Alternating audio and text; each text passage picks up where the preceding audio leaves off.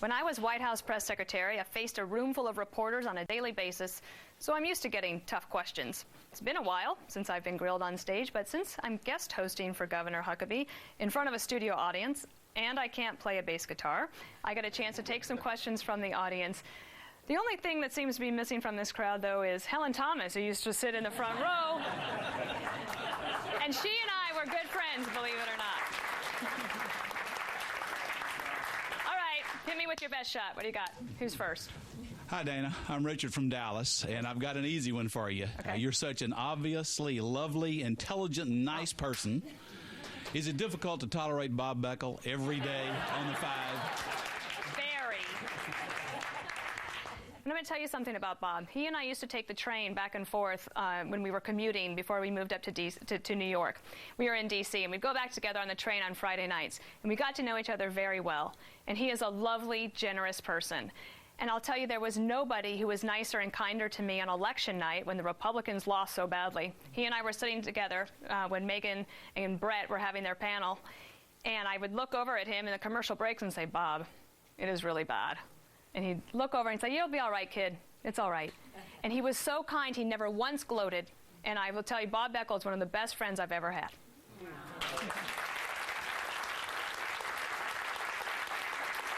Just don't tell him that.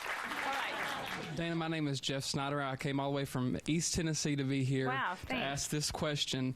You were with President Bush in Iraq during the shoe altercation.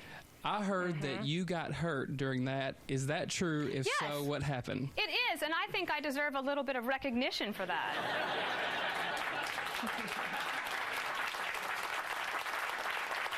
So I think we have video from then. They're telling me now that they have this video because, of course, people play it all the time. I think we can show President Bush. What happened was we had a press conference in Iraq, and watch this terrorist posing as a journalist. Now, I kind of stepped on it. When you see that tall Secret Service agent that rushes to the president, what happened was he was behind me, and the guy, the interpreter, was next to me. When he lunged to get the president, the steel arm of the boom mic swung around and caught me right here. And it hurt so bad, and actually, when all that chaos was happening, I believed it was a distraction for a bomb. That was my thought process, and I thought, here we go. But thankfully, it wasn't as serious as all that. And I got out of the room, and later on, President Bush found me, and he said, I saw you crying, but I thought you were crying because the guy threw a shoe at me. And I said, well, I grew up in Wyoming, and I'm a little tougher than that. And so I finished the last 6 weeks of the Bush administration with a big black eye. Yeah, it was kind of perfect. Thanks, Ryan. Hey, do you know Dierks Bentley in Tennessee? Yes. You do? Well, I mean, I know who you Oh, okay. Well, I was going to get your number. Okay. Good afternoon, Dana. Love you on the 5. Oh, great. Thanks. At the White House, when you were responding to reporters, were you limited by what was discussed prior to the press conference, or were you given leeway to discuss, the trust to discuss it how you wanted to?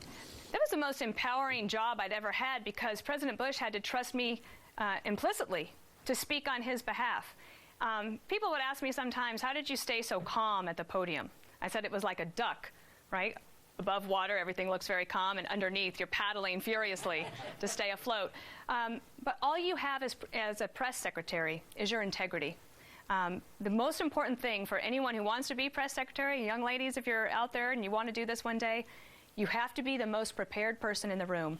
And another thing, what you see every day is the press secretary defending the president. Okay? That's only 50% of the job. The other 50% is defending the press to the president or senior staff.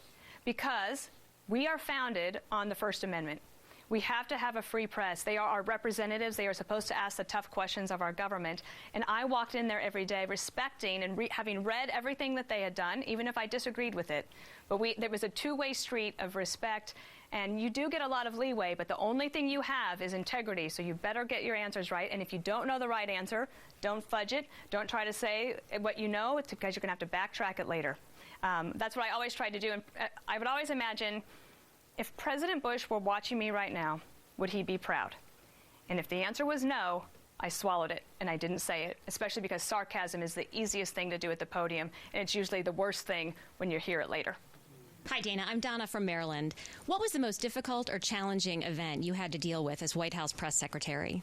Well, it was actually when I was the deputy. There was one day when President Bush decided to go visit wounded warriors at Bethesda Naval. That's where some of our most wounded were taken care of. And we went to visit the first person, the first soldier, and he had not opened his eyes in 2 weeks after his Humvee had been hurt. And his parents were there and his little boy. And when we got there, the president said, "What's the prognosis?" They said, "We don't know because he's not opened his eyes. We've not communicated with him, but his family is here, little boy, 5 years old." Well, the president had the military aide read the Purple Heart citation for the soldier. And at the end of it, the little boy asked President Bush, "What's a Purple Heart?"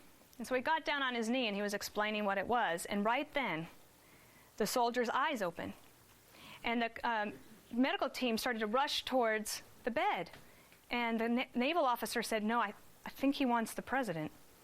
And President Bush then walked around the side of the bed and held the soldier's face in his hands and touched his forehead to his and said, "Read it again." And we sat at attention, stood at attention, and watched as President Bush cried about that. And I'm not sad.